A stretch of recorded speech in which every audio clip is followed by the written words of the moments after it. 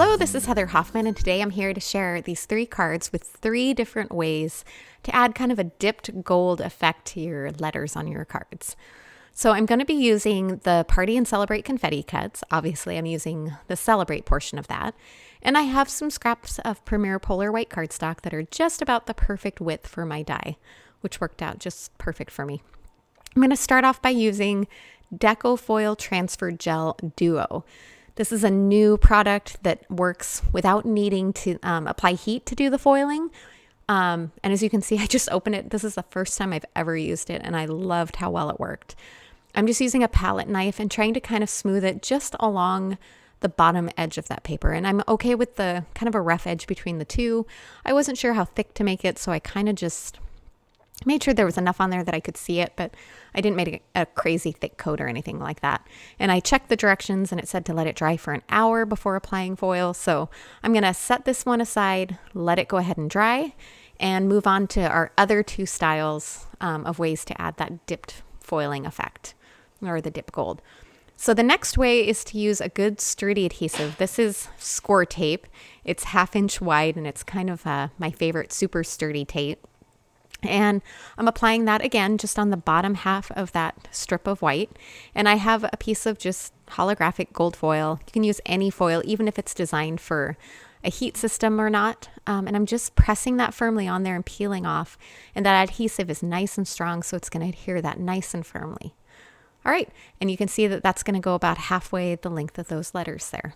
All right, the final way, if you don't actually want to add foil, but you want to add that gold dipped effect, is to use an embossing ink pad and some gold embossing powder. So for this, I'm actually just rubbing that embossing pad directly on that piece of white cardstock and just kind of going roughly halfway up on that edge, and then sprinkling it really well with my gold embossing powder. And then I'll be able to heat set this, and it's going to add that lovely gold shine that is kind of what I want on there. And I love the way it looks when it melts on there. It's just kind of like magic, how it goes from a powder to a nice shiny gold finish. And if you haven't done a lot of heat embossing, the best method is this, where you just kind of chase. You can kind of see as it melts, and then you move on so that you don't end up overheating or burning your embossing powder or anything like that.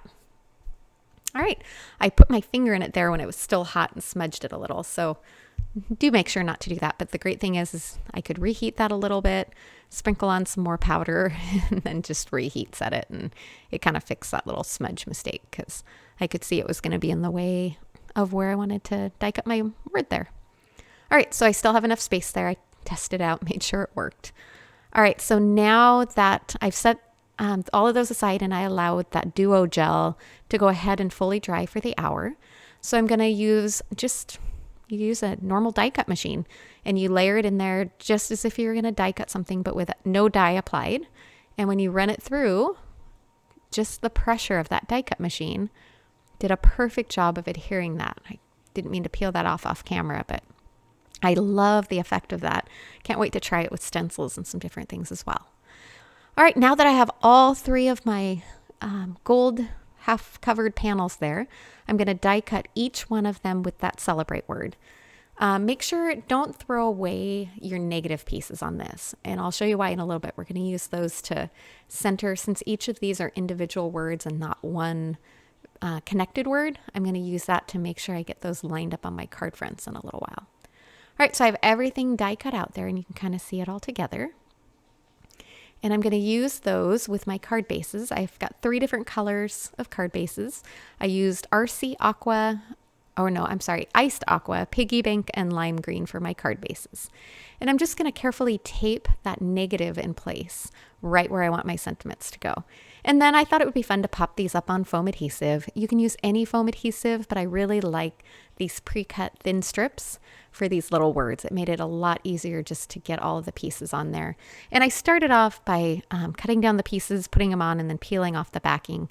And then I pretty quickly realized it went a lot quicker to just peel the backing off an entire strip, pull off those little pieces, and then tuck it all in place. And I'm kind of skipping ahead through this so you don't have to watch that slow, tedious process. You could also use normal adhesive or liquid glue or anything like that as well. Isn't that beautiful though, that lovely gold effect? That was the gold heat embossing. This one on the Iced Aqua is that duo gel that you don't require heat to set. And then the final one there is the one I did with the Scor-Tape along the bottom and that foiling. And that's on the Piggy Bank card base. I love how that one kind of has a sharp, straight edge, which is just a little unique and different than the other two. All right, we're going to add supporting sentiments on here. I'm using the Word Up stamp set. I love all the little thin, small sentiments like that. And I kind of picked some that coordinated. I'll probably be using these as birthday cards because, to be honest, that's the kind of card I feel like I have a hard time making enough of to keep up with supply and demand. But I kind of put neutral sentiments that would still work with something else. And I wanted them somewhat tone on tone, but to kind of pop up a little. So on the iced aqua, I used RC Aqua. On Piggy Bank, I used Flamingo ink. And then on the lime green card base, I used Avocado ink. All right, now I decided it needed a little interest on there, so I wanted to add some white splatters, but I didn't want to mess up my fun words on there. So I'm using a little bit of Post-it tape just for a simple and quick mask. And I'm pulling out a box that I keep on hand to protect my work surface. And I keep white acrylic paint mixed up with water in a little mini mister bottle so I can quickly add a few splatters kind of on a whim when I want to, like this. So I do it quite often. If you don't have a mixer bottle, you can just use a clear stamp block or a little plate or a paint palette and take a little acrylic paint, mix it with water, and splatter it on with a paintbrush. This is just more convenient for how often I do it. All right, I'm going to peel off those masks, and these are all finished. So you can see all the 3 different styles of that beautiful gold shine, and 3 different simple ways without needing any kind of a product to heat these or a foil system or a laminator or anything else. Thanks so much for coming by today. I hope you enjoyed and have a very wonderful day.